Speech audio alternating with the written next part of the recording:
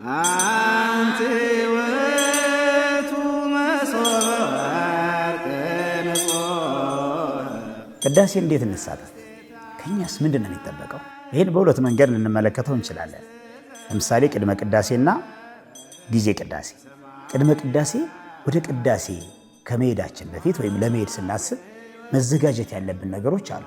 ለምሳሌ ህሊና ዝግጅት ማድረግ አለብን። ህሊናችን፣ መንፈሳችን መዘጋጀት አለበት። ቅዳሴ ለመሄድ ስናስብ እኮ እያሰብን ያለነው ወደ የት ለመሄድ እንደሆነ ታውቃላችሁ? ወደ ሰማያዊ ጉዞ፣ ወደ እግዚአብሔር መንግስት ጉዞ፣ ወደ ዛብረት ጉዞ፣ ወደ ዛ ነው የምናስበው።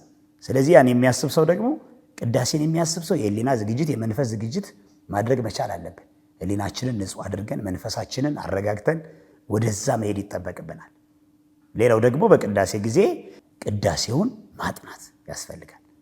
ነገ የሚቀደሰው ቅዳሴ ምን እንደሆነ መመልከት ይጠበቃል።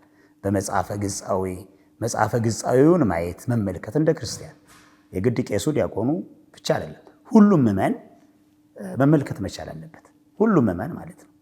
ሁልጊዜ ብናስቀድስ ቤተክርስቲያን ቅዳሴዋን ትቀድሳለች። ሁልጊዜ ብናስቀድስ በረከታችን እየሰፋ እየጨመረ ይሄዳል። ነገር ግን እንዲያው ከሰኞ እስከ ቅዳሜ በስራ ካሳለፍን እሁድን ወይም ደግሞ እሁድን እንደ ክርስቲያን የግድ ማስቀደስ ይጠበቅብናል።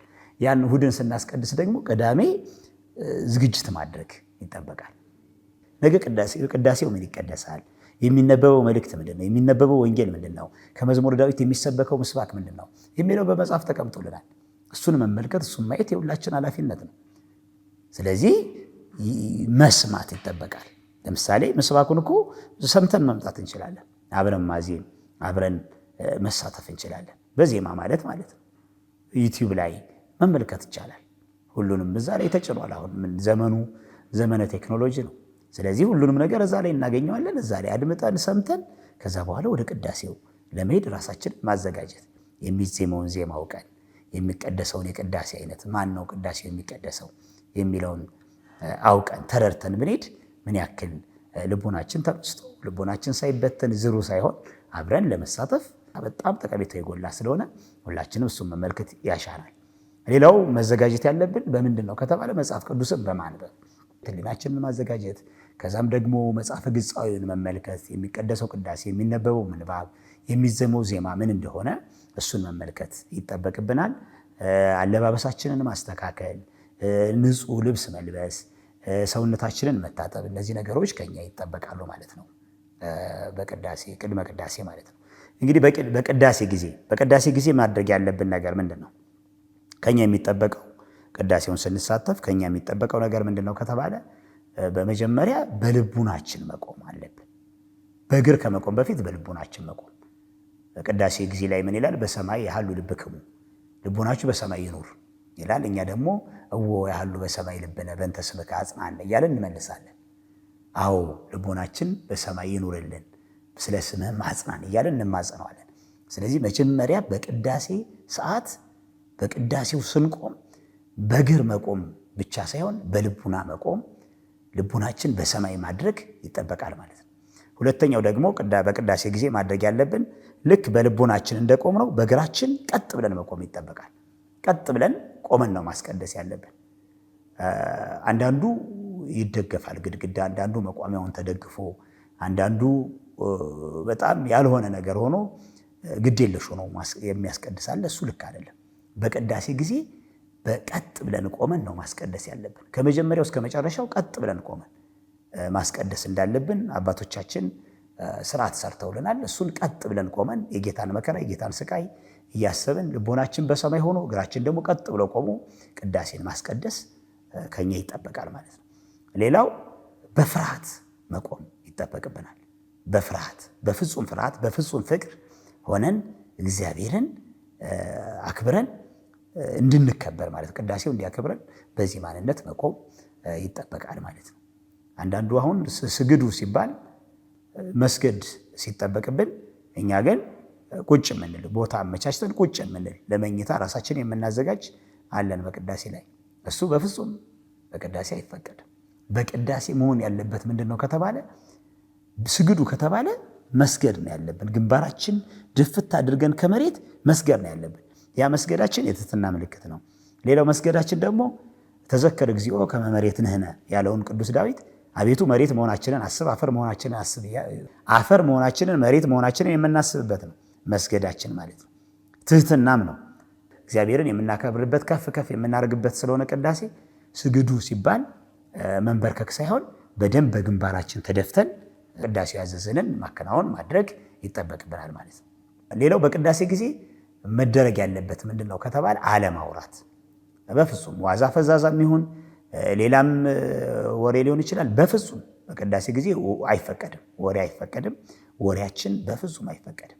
አንዳንዱን በጎንዮሽ የሚያወራ አለ፣ ሹክ ሹክ የሚል አለ። እነዚህ ነገሮች በፍጹም አይፈቀዱም። እንዲያው ካህኑና ዲያቆናቱ ራሱ በቅዳሴው ጊዜ መሟላት ያለበት ነገር እንኳን ያልተሟላ ነገር ቢኖር ያን ለማውራት እንኳን ቢፈልጉ እሺ ብለው በምልክት ቀስ ብለው በፍርሃት እንጂ እንደዚህ በጮክ ብሎ ማውራት ጮክ ብሎ መናገር በቤተክርስቲያን አይፈቀድም። ባጭሩ ዛስታቀረ ቁመተ ቅድመ ንጉሥ ሰማያዊ፣ ይሄ በሰማያዊ ንጉሥ መቆማችንን እያቃለል ነው።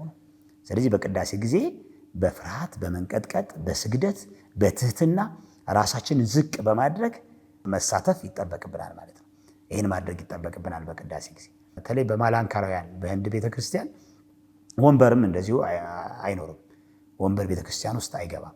እንዲያው ለአቅመ ደካሞች መቆም ለተሳናቸው ለነሱ ካልሆነ በቀር ወንበር እንኳን አይቀመጥም። ወንበር እዛ ውስጥ ገብቶ ለሰው መቀመጫ አይፈቀድም ማለት ነው። ጭራሽ ወንበርም የለውም ቤተክርስቲያን ውስጥ ህንድ ላይ ማላንካራውያን ቤተክርስቲያን ምንድነው ያለው? ምንጣፍ አለ። ለክብሩ ለቤተክርስቲያን ክብር ምንጣፍ ይነጠፋል። ያ ምንጣፍ ራሱ ለመቆም የማይመች ምንጣፍ ነው። ምክንያቱም የክርስቶስን በቀራንዮ የከፈለልንን መከራና ስቃይ እኛም እንደዚሁ ቆመን ሳይመችን አንተም እንደዚሁ ተንገላተህ ይህን ያደረክልን አምላካችን እያልን ፍቅሩን ውለታውን እንድናስብ እኛም ደግሞ ሳይመቸን ለስጋ ሳይመች ግን ለነፍስ በሚመች ሁኔታ ማስቀደስ ይጠበቅብናል ማለት ነው እንጂ እኛ ምቾትን ፈልገን አሁን ሶፋን ቢመጣልን ሳንፈልግ አንቀርም። ቅዳሴ ላይ በሶፋችን ለሽ ብለን ማስቀደስ የምንፈልግበት ጊዜ እየመጣ ያለ ይመስላልና እሱ ላይ እንደው የአባቶቻችን ስርዓት የቀደመውን ስርዓት የአባቶቻችንን ትውፊት እሱን ማስቀጠል ነው የሚጠበቀውና ቅዳሴ በፍርሃት በመንቀጥቀጥ የምናስቀድሰው ነው ማለት ነው። ስለዚህ አለመቁረብ ትዕቢት ነው። አለመቁረብ ቅዳሴውን በሙሉ ተሳተፍ ነው ለማለት አያስችልም። ምክንያቱም የቅዳሴ ዋና ዓላማ ምስጢረ ቁርባንን መፈተት ነው። ያን ደግሞ ለእኛ ነው የተዘጋጀው። ያን ማዕድ መሳተፍ ያስፈልጋል።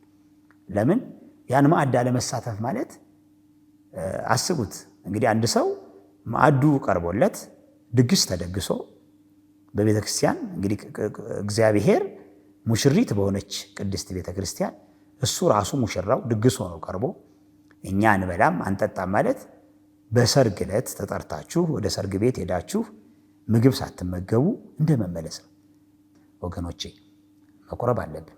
የዚህ ሱታፌ ውስጥ መግባት አለብን። የዘላለም ሕይወትን ለማግኘት ይህን ምግብ ይህን መጠጥ መጠጣት፣ ይህን ምግብ መብላት፣ የማያስርበውን ምግብ የማያስጠማውን መጠጥ የሚያረካውን መጠጥ እሱን መሳተፍ ይጠበቃል።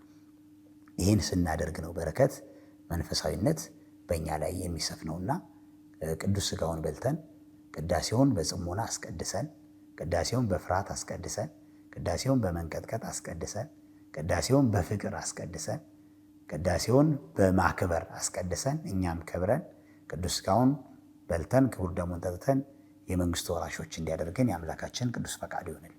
አንቲ ውእቱ መሶበ